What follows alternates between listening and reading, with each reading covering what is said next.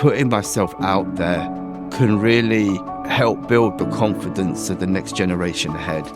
And that's all I want to do, is just be a ray of hope to the next generation and not look at themselves and think my difference is going to dictate someone's opinion of me, because it's got me where I'm at right now in this story.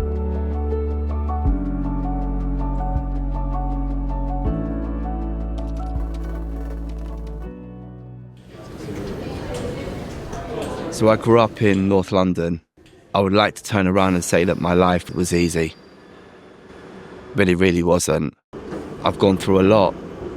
The bullying that I went through was extreme. From being spat on, from being beaten, from the name calling. I was called horrific names. And it really shattered my confidence in who I was as an individual, when I'd hate to say that it kind of shaped me. We live in a completely different time now.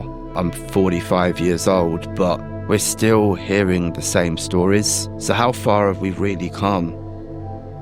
I got the opportunity to work with my dad. That was the first job that I ever done. The sad truth is my father passed away in 2013, and it was then welcome to the real world. As you can imagine, being someone with a disability, opportunities to get employment was extremely difficult. When I've eventually found a job, to then losing my job to disability discrimination was probably one of the most hardest and challenging times of my life. Going through my past traumas, then having cancer, to even having a mild stroke, just really not finding a sense of value or purpose in myself, and really having strong suicidal thoughts. It just completely broke me. In mid-year 2020, we set a project called Open Book. Open Book is a platform where we champion disability inclusion. Myself and James really wanted to change the narrative and the perspective on how people with disabilities are seen. So we started a simple Instagram page where I was interviewing disabled people from all over the world, from the young girl who works at Sainsbury's to the creative director at Nike. We have now done over 160 interviews, speaking to people from all over the world. When we talk about fintech, the future of finance, and what that really looks like, being completely new within this industry, not getting a realization of how uninclusive it really is, seeing someone with additional needs and those with a disability working within the corporate space is kind of non-existent. I mean, I'm sure there is people there with hidden disabilities, but those with physical disabilities you don't really see. Knowing that myself could actually be that part of that conversation just kind of blew my mind, and thinking, what, me? Could I really be the voice and the champion of disability inclusion within the industry? But when you have someone like Joanne who is holding your hand, you then get a realization that actually, yes, Kris, you can.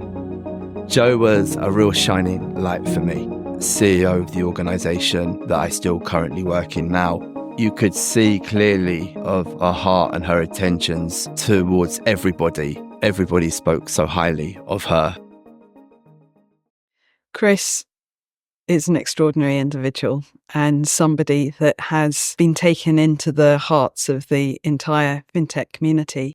The relationship between me and Kris is so special as equals. And that's quite a difficult thing for a lot of people to understand, particularly given if you look at educational background, for example. There's me having gone to Oxford University and him having a special needs educational background. And yet I've learnt more from him in the last 12 months than anybody else.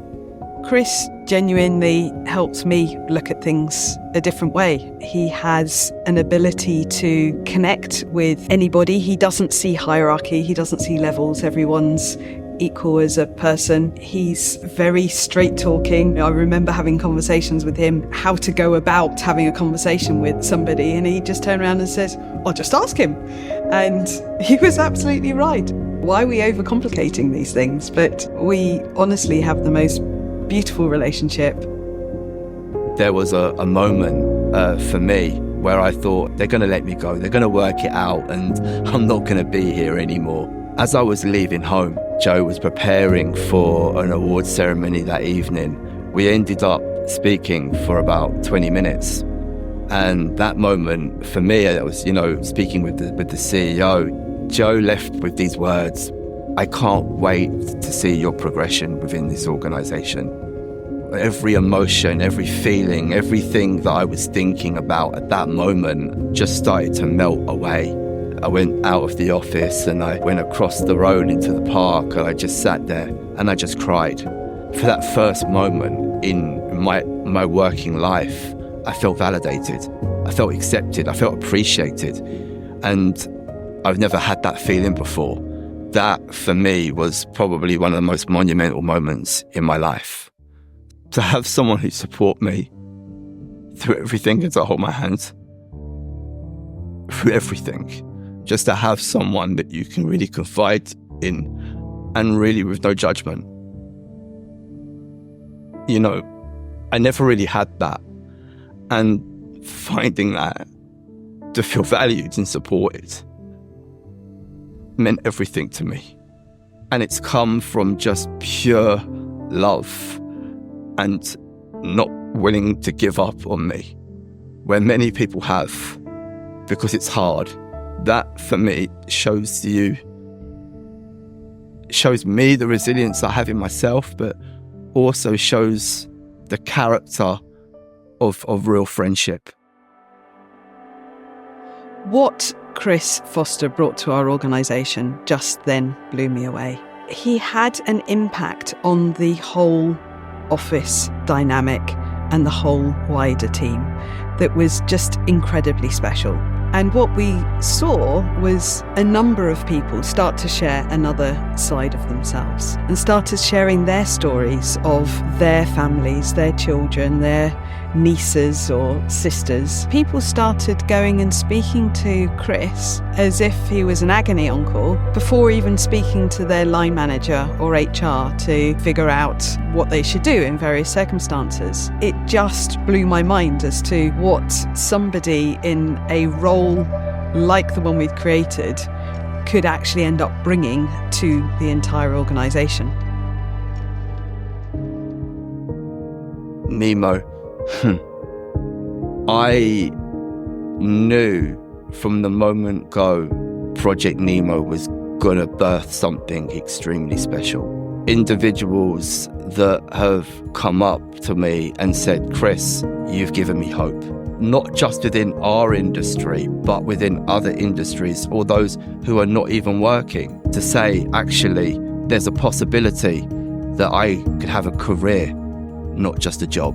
And Project Nemo is that place of where it's going to lead so much hope. It's going to change the face of fintech. The objective of Project Nemo is to raise awareness that as a whole industry, we're not really looking at disability inclusion. We're bringing the disability expertise to the fintech community through a series of workshop-style events to learn in a safe space. And out of those events, we're going to create chapters of an ebook and a podcast series to provide to the whole industry.